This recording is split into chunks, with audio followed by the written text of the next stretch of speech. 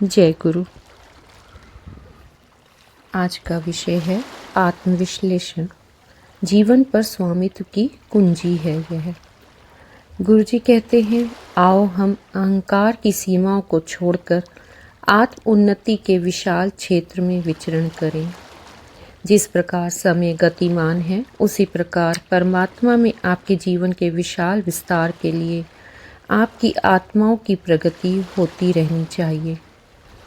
जीवन में आपके अति महत्वपूर्ण कर्तव्य के पालन की पहल प्राय मानवीय आदतों के एकत्रित कचरे में दबी रहती हैं।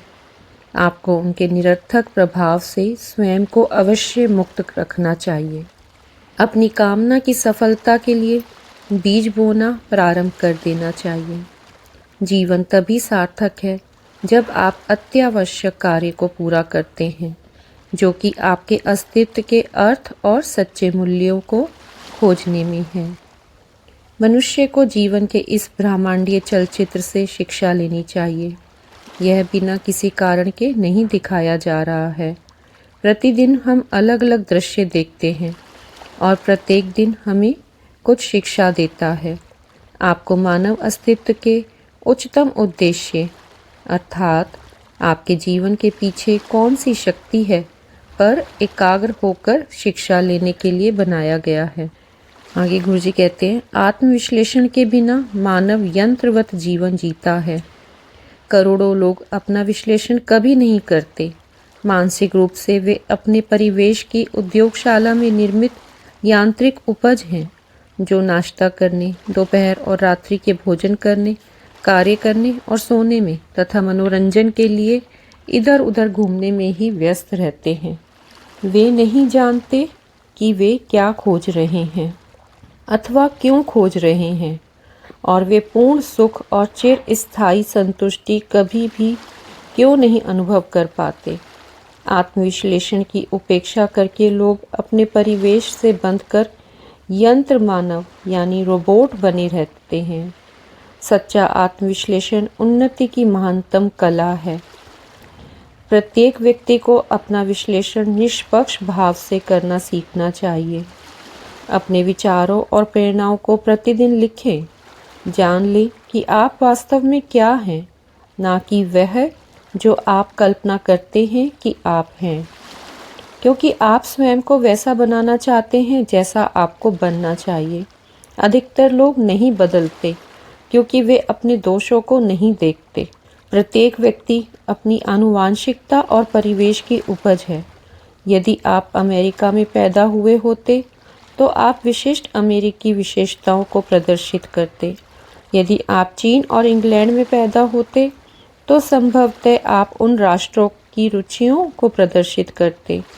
आपका परिवेश आपकी वास्तविक आनुवांशिकता पिछले जन्मों में आपके द्वारा अर्जित की गई विशेषताओं और इच्छाओं का परिणाम है। पिछले जन्मों की आनुवांशिकता आपके उस विशेष परिवार और परिवेश में पैदा होने का कारण है, जहां अब आप अपने आप को पाते हैं। जब हम विशिष्ट लोगों के परिवारों के बारे में पढ़ते हैं तो हम प्राय यह देख पाते हैं कि महान व्यक्तियों के पुत्रों की मानसिक क्षमता आवश्यक रूप से उतनी नहीं होती जितनी उनके पिताओं की है। मानव में इस जैविक आनुवांशिकता की यह असफलता हमारे मन में बहुत संदेह उत्पन्न करती है। मानवीय जीवन में हम वही परिणाम क्यों नहीं पाते जो हम वनस्पति और पशु जगत में देखते हैं, जहां अच्छी नस्ल प्राय अच्छी संतान देती है। हमें इस प्रश्न का उत्तर पाने के लिए मनुष्य के आंतरिक जीवन की जांच पड़ताल करनी चाहिए। आगे गुरुजी कहते हैं, जो कुछ भी किया है उसे आप मिटा सकते हैं। अतः आत्मा की उन्नति के लिए आत्मविश्लेषण बहुत महत्वपूर्ण है। मान लें कि अनेक वर्षों से दुखांत साहित्य पढ़ना आपकी रुचि रही है और स्वाभाविक रूप से आप अनुभव करते हैं कि शेष जीवन भर इनको पढ़ते रहना आपको आनंददायक लगेगा। किंतु यदि आप अपना विश्लेषण करें और देखें कि इस प्रकार के साहित्य को लगातार पढ़ने से आप चिड़चिड़े बनते जा रहे हैं, तो आप प्रेरणादायक आध्यात्मिक पुस्तकें पढ़ने की नई आदत को अपनाना चाहेंगे। ऐसा करके आप अपने जीवन की दिशा को बदल देंगे। हम दृढ़ संकल्प से बहुत जल्दी अपने को बदल सकते हैं, परंतु इसके बिना कोई भी वर्षों पुरानी आदतों के ढांचों को 1 मिनट में नहीं बदला जा सकता।